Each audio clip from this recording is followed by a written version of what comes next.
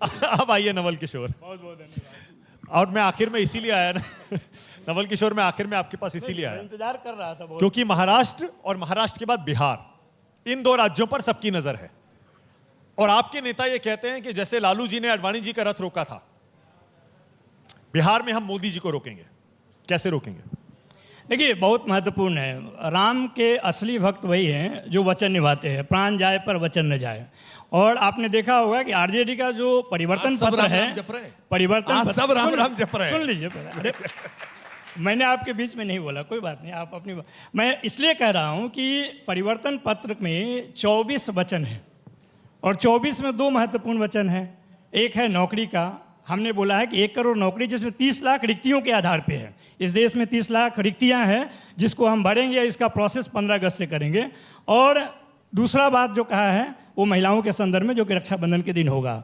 और इसका track record इस प्रकार से हम कहते हैं कि जब 2020 के चुनाव में आपने 10 लाख नौकरी की बात की थी आदरणीय नेता तेजस्वी यादव ने, तो उन्होंने बोला कि जो ये 10 लाख नौकरी है ये रिक्तियों के आधार पे है। और वो दिखा, जब 17 महीने के लिए सरकार में आए तो उन रिक्तियों का रेखांकन करके, एडवर्टीजमेंट करके, और उन्होंने लगभग 5 लाख नौकरी देने के लिए उस नेतृत्व को बाध्य किया जो कहते थे कि नौकरी कहाँ से लाओगे, इनको तनख्वाह कहाँ से दोगे। नीतीश जी को मात्र 1 सप्ताह के अंदर 9 अगस्त को आए उनके साथ 2022 में, और 15 अगस्त को गांधी मैदान में खुले मन से उनसे कहवाया कि 10 लाख नौकरी ही नहीं 10 लाख रोजगार भी देंगे। तो ये जो ट्रैक रिकॉर्ड है उसके आधार पर हम अपनी बात कर रहे हैं। और मैं आपको मानक जी बता रहा हूँ कि बिहार इसलिए चौंकाने वाला संदेश देगा, रिजल्ट देगा, क्योंकि 1977, 1989, 2004 ये तीनों जो परिवर्तन के महत्वपूर्ण वर्ष थे भारतीय लोकतंत्र में, उसका नेतृत्व बिहार ने किया है। और तेजस्वी यादव इसलिए भी कह रहे हैं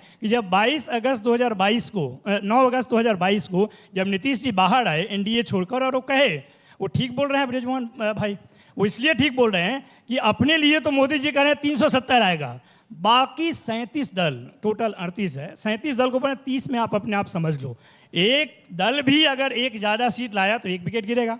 7 तो पहले से ही गिरा हुआ है, 30 का मतलब 17 के बाद 30 बचता है, 7 तो ऑलरेडी 0 है। जो भी दल एक ज़्यादा लाएगा, इसका मतलब है कि एक दल गिरेगा उसमें। तो इस तरह की बात करने वाले, और इसका दिखा है, आपने देखा होगा कि नीतीश कुमार जब तक भारतीय जनता पार्टी के साथ 2020 में चुनाव लड़े तो अपने हनुमान से गद्दा मार मार के उनको कमजोर किया।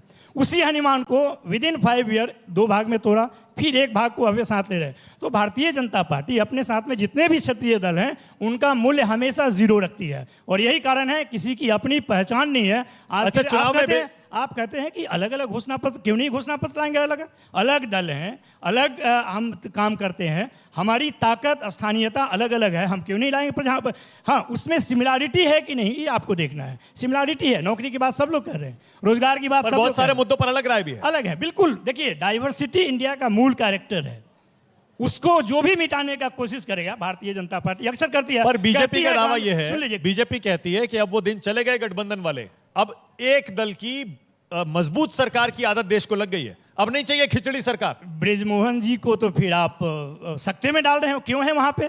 अगर एक ही दल है तो ये 37 दल क्यों है वहां पे? मान लीजिए वो है भी तो आप रखे क्यों है?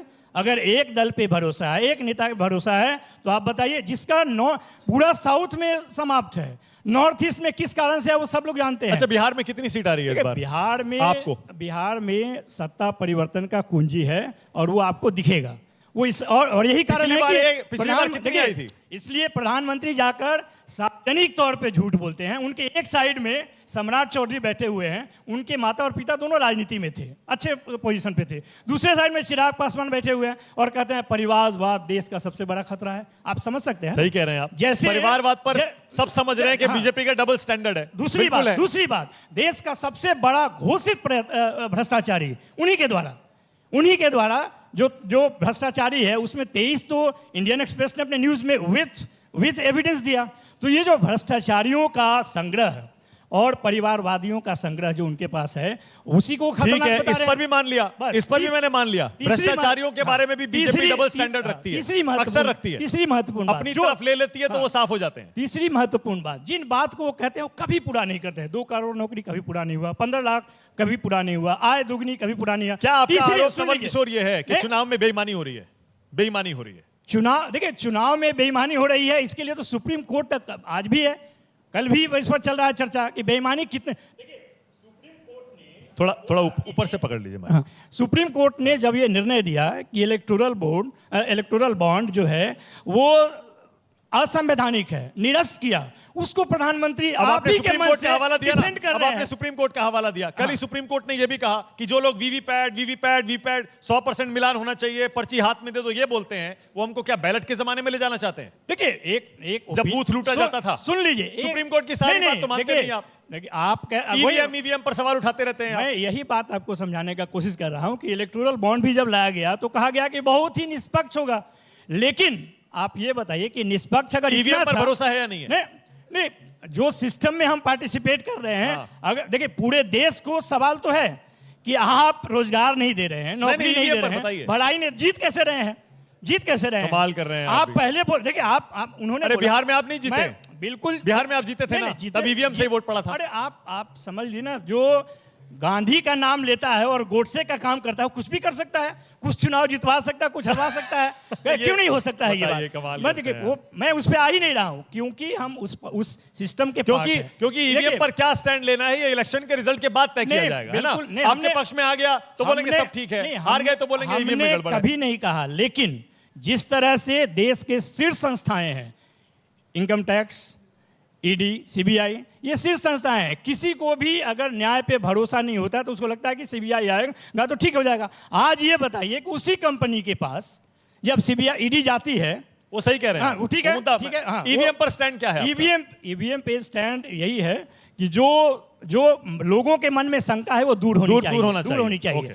एक बार कम से कम 100% वीवीपैट का सहारा लिया जाना चाहिए, उसकी काउंटिंग होनी चाहिए। 6 दिन में कौन सा टूट जाएगा? तो सुप्रीम कोर्ट की बात मानेंगे ना? नहीं, बिल्कुल सुप्रीम कोर्ट ने कल ही कहा, हमने कब कहा कि सुप्रीम कोर्ट गलत है? एक सुप्रीम कोर्ट, लेकिन सुप्रीम कोर्ट को भी कमजोर करने का कोशिश तो किया गया ना। 3 उदाहरण है। एक, चुनी हुई सरकार, दिल्ली के खंजर में चुनी हुई सरकार सर्वोपरि होनी चाहिए। आपने संविधान में परिवर्तन ला सकते हैं, लेकिन जो लोग पूरा संविधान बदलने की बात करते हैं 400 आने के बाद, भाजपा ने क्या कार्रवाई किया? दूसरा उदाहरण, सुप्रीम कोर्ट ने कहा कि ये कितना एक्सटेंशन दोगे भाई ईडी को, के शीर्ष नेतृत्व को, संजय मिश्रा जी को कितना नेतृत्व दोगे? तीसरा, सुप्रीम कोर्ट ने जब ये कहा कि आप जो काम आप करते हो उस पर अगर कोई भी सवाल आता है तो उसको क्यों आप उसमें डाल देते हैं?